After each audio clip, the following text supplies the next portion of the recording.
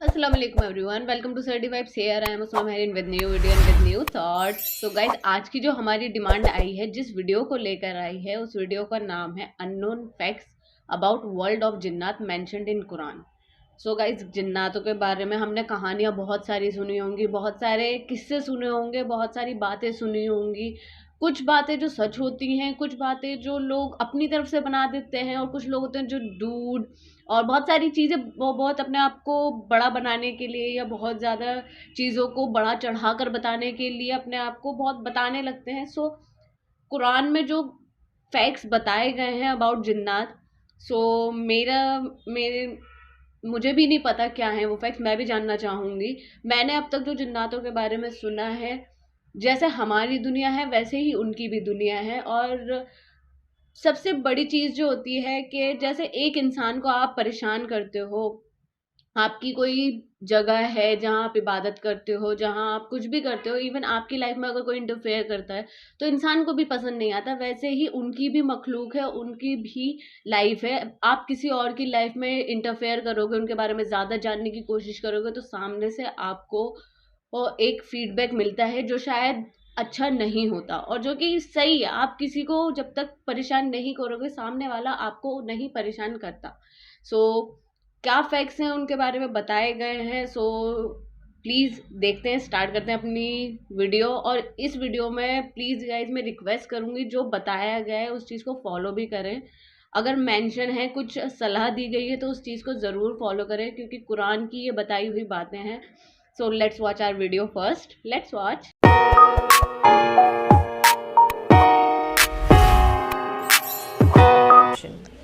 कुरान करीम की सूरह अद-दारियात की आयत 51 के अंदर अल्लाह पाक ये वाज़ेह तौर पर फरमाते हैं कि हमने जिन और इंसान को अपनी इबादत के लिए पैदा किया। और इस आयत मुबारक से ये बात वाज़ेह हो जाती है कि जिन्नात भी इंसानों की तरह अल्लाह ताला की पैदा करदा एक मखलूक है, और इन दोनों मखलूकात का एक साथ जिक्र करना इन दोनों में बहुत सारी सिमिलैरिटीज की वजह से है। मसलन जिन्नात और इंसान दोनों की अलग अलग दुनिया है, लेकिन ये दोनों रहते एक ही दुनिया के अंदर हैं, लेकिन अलग अलग डायमेंशन में है। इन्हें भी इंसानों की तरह अक्ल और शऊर दिया गया है, फैसला करने का इख्तियार दिया गया है कि चाहे तो किसी बात को मान लें और चाहे तो इनकार कर दें, मगर क़यामत के रोज इनका भी इंसानों की तरह हिसाब होगा। ये भी इंसानों की तरह खाते पीते हैं, शादियां करते हैं, अपनी नस्ल आगे बढ़ाते हैं, पैदा होकर मरते भी हैं, और इनमें काफिर भी हैं और मुसलमान भी। जिन्नात आमतौर पर इंसानों की जिंदगियों के अंदर कोई मदाखलत नहीं करते जब तक कि इन्हें तंग न किया जाए। जो चीज जिन्नात को इंसानों से अलग बनाती है वो ये है कि जिन्नात इंसानों को अपनी आंखों से नजर नहीं आते जब तक कि वो खुद किसी जानवर या इंसान की शक्ल न ले लें, जबकि इनकी असली सूरत के अंदर इंसान इनको नहीं देख सकते, लेकिन ये इंसानों को देख सकते हैं। जिन्नात की भी अपनी खुसूसियात और ताकत के हिसाब से बहुत सारी किस्में हैं जिनका हम फिर कभी जिक्र करेंगे, लेकिन आज की हमारी वीडियो का टॉपिक ये है कि क्या ये जिन्नात वाकई अपनी शक्लें बदल सकते हैं, और सबसे अहम ये कि इस बात की पहचान क्या है कि किसी शख्स के जिस्म पर वाकई जिन काबिज हो चुका है। ये जो जानवर हमारी नजरों के सामने मौजूद है, क्या ये वाकई जानवर है या फिर कोई जिन जिसने अपनी शक्ल को बदल रखा है। जिन्नात अपनी शक्ल सूरत को जानवरों मसलन सांप, ऊंट, गधे, घोड़े, खच्चर या किसी परिंदे वगैरह के अंदर बदल सकते हैं, लेकिन इनकी शक्लों की तब्दीली दरअसल कैसे होती है हमें इसके बारे में कुछ नहीं पता, क्योंकि इस्लामी रिवायत के अंदर इसका कोई जिक्र मौजूद नहीं। जबकि इंसानों की शक्ल के अंदर खबीस जिन्नात हर इंसान की शक्ल के अंदर आकर किसी भी शख्स के सामने आ सकते हैं, फिर चाहे वो जाग रहा हो या नींद की हालत में ख्वाब के अंदर, सिवाय रसूलुल्लाह सल्लल्लाहु अलैहि वसल्लम के चेहरा मुबारक के, क्योंकि आपका फरमान है कि शैतान हर इंसान की शक्ल के अंदर आ सकता है सिवाय मेरे चेहरा मुबारक के।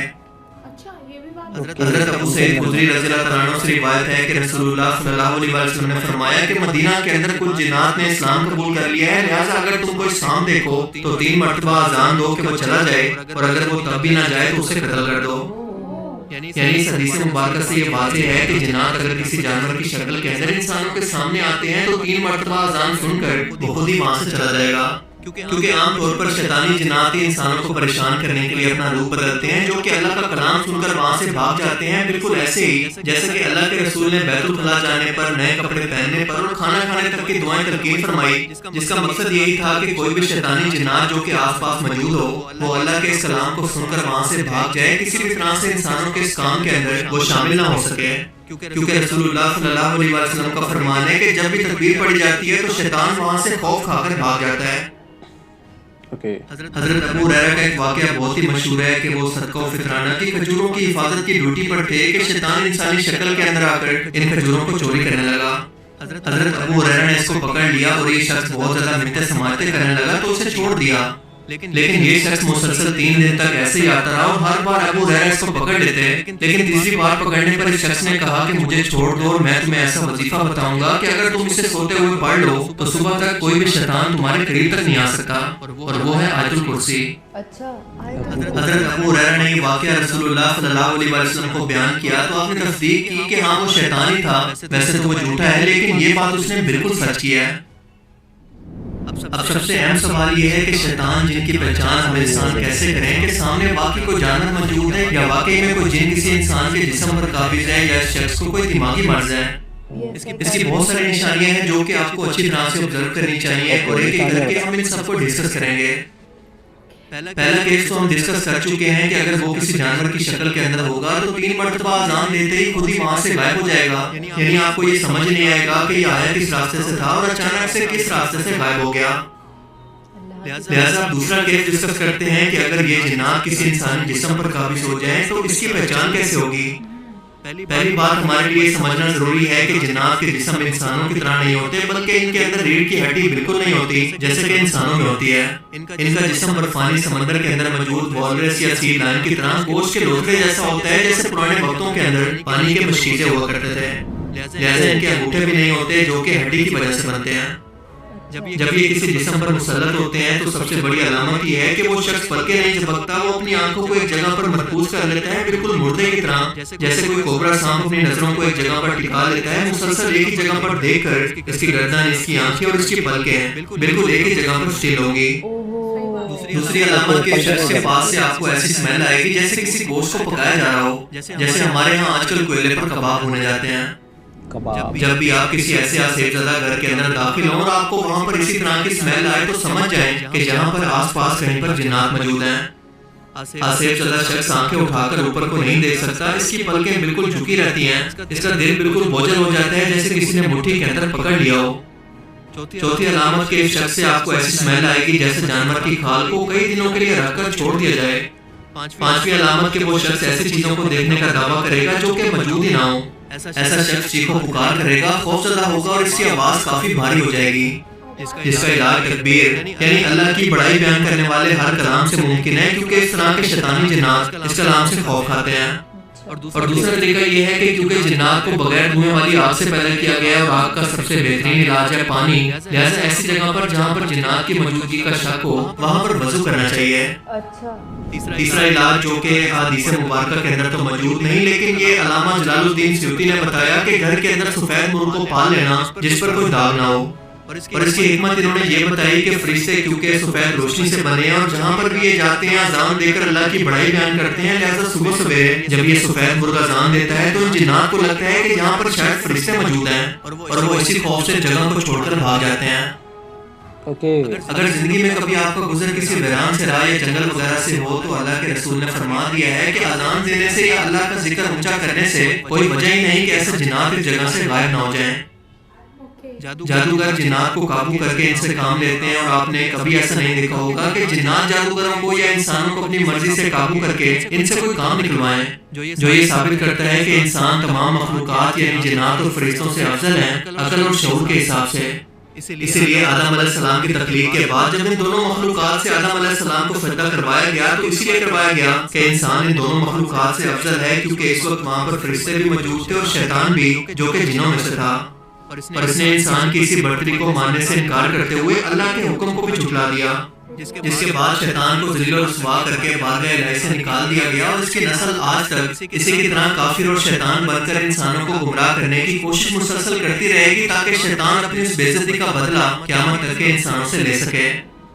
अल्लाह ताला हमें समझने की और नेक अमल करने की तौफीक अता फरमाए। हमें मतलब बहुत कुछ जानने को मिला है, बहुत कुछ मतलब इनमें जो माइंड होता है ना वो एक इंसान की तरह होता है, इंसान की तरह होते हैं देखने दुखने में भी, है ना। बस एक इनकी रीढ़ की हड्डी नहीं होती है, बाकी और शक्ल उस टाइप की होती है ना, शक्ल डिफरेंट से हो जाती है। और मतलब उन्होंने एक बात बहुत कमाल की कही है कि जब अगर आपको लगा कि जिन है, कि मतलब एक सांप आपके पास आए तो 3 बार अजान दो, अगर वो नहीं जाता है तो इसका मतलब कि वो सांप ये जिन नहीं है, तो उसको फिर आप कुछ भी कर सकते हो ना, मार सकते हो। बाकी ये था सिमिलैरिटीज बताई थी इसमें लगभग जिन और इंसानों के बीच में क्या क्या यस, और मतलब जो एक शैतान है मतलब एंड तक वेट करेगा किसी अपनी इंसल्ट से, हाँ, अपने अपनी बदला insult लेने का की। ये एक चीज़ जिससे मैं डिसअग्री करूँगी वो ये है कि उन्होंने बताया कि ऐसे इंसान की ना आवाज़ भारी हो जाएगी, वो चिल्लाने लग जाएगा। ऐसा काफ़ी बार साइकोलॉजिकल डिसऑर्डर्स में भी होता है, and there are times when people have confused a psychological disorder with a jinn. मतलब बंदे को हुआ एक दिमागी तौर पे बीमारी है, साइकोसिस आप कह सकते हैं, और उसको लोगों ने समझ लिया कि यार ये तो जिन आ गया। कुछ लोग ऐसे भी साइकिक होते हैं कि जैसे उन्होंने जिन के बारे में पढ़ लिया है ना कि ऐसी सी कैरेक्टरिस्टिक है, तो उनका दिमाग उन्हें ऑर्डर देता है कि तुम ऐसे बिहेव करो, and they start behaving like that. तो सबको ऐसा लगता है जिन आ गया, जिन आ गया, बट असलियत वो नहीं होती। मैं नकार नहीं रही, बिल्कुल भी ये नहीं बोल रही कि जिन की कोई प्रेजेंस ही नहीं है, there is a lot of negative energy too. पर बदबू वाली चीज़ से हम जज कर सकते हैं, समझ रहे हैं? अगर आपको वैसी स्मेल आने लगे जैसे इन्होंने बताई थी ना कि गोश्त को पकाते हैं तो उस टाइम पे जो स्मेल आती है, वैसी स्मेल आपको किसी इंसान से आने लगे या किसी जगह पे आने लगे जबकि वहाँ पे कुछ ऐसा बन भी नहीं रहा हो, तो बॉस आप वहाँ पे पानी डाल करके देखिए एंड कंफर्म कर लीजिए। गाइस वीडियो हुई complete and unknown fact about world of जिन्नात एंड मेंशन कुरान। ये बहुत सारी बातें बता दी इन्होंने कि पहचान क्या क्या है, और अगर वो जानवर के भेष में आया है, जानवर की शरीर के अंदर आया है तो 3 बार अजान देने से चला जाते हैं। तो ये सारी चीज़ें और काफ़ी सारी चीज़ें हैं और भी। पहचान में मुझे खुश मिजाज ये लगा कि अंगूठे नहीं होते, रीढ़ की हड्डी नहीं होती, और वो अल्लाह के नाम से या ईश्वर के नाम से डरते हैं। अच्छा, ये वीडियो ना सच में बहुत ज़्यादा इंटरेस्टिंग थी, एंड मैं भी अपना कुछ पर्सनल आपके साथ शेयर करना चाहूँगी इस टॉपिक पे।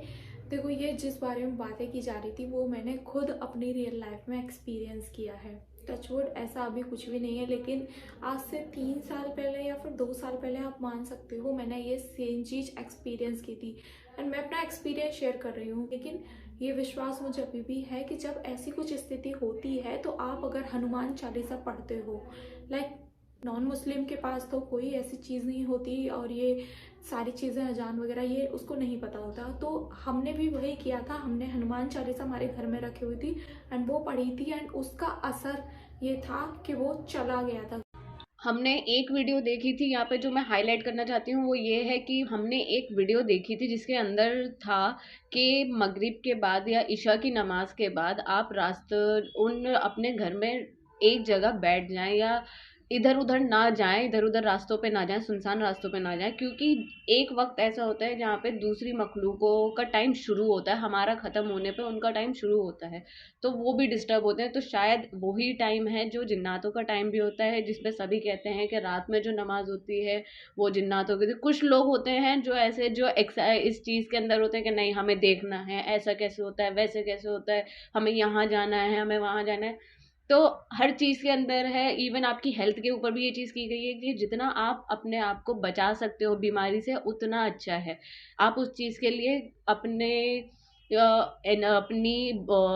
इम्यूनिटी अच्छी रखो। तो यही चीज़ हमारी इसके अंदर इस फील्ड के अंदर भी है कि आप ज़्यादा किसी और मखलूक के अंदर इतना इन्वॉल्व ना हो कि वो चीज़ आपको परेशान करने लगे। सो प्लीज़ जहाँ भी जाओ आयतल कुर्सी पढ़ के जाओ, आयतल कुर्सी से बढ़कर कोई चीज़ नहीं है। ये चीज़ तो सीरियसली, और सबसे बड़ी चीज़ आप बावुज़ू रहो हमेशा, सबसे बेस्ट चीज़ है, मेरी आजमाई हुई चीज़ है बहुत। ये चीज़ आप खुद फील करोगे कि आपको खुद अच्छा फील होगा जब आप बावुज़ू रहोगे हर टाइम, हर चीज़ से आपको ऐसा लगेगा कि सब कुछ आपकी लाइफ में अच्छा हो रहा है। सो गाइज, ये वीडियो हमारी बहुत अच्छी थी। शायद हमें कुछ चीज़ें हमें नहीं पता लगी हों, वो आप लोग हमें प्लीज़ कमेंट में सजेस्ट करना क्या है और क्या जानना चाहते हैं आप लोग इसके बारे में। अगर आपको इस वीडियो से रिलेटेड कोई और वीडियो हो जो आप मुझे सजेस्ट करना चाहो, प्लीज़ ज़रूर सजेस्ट करना। अल्लाह हाफिज़।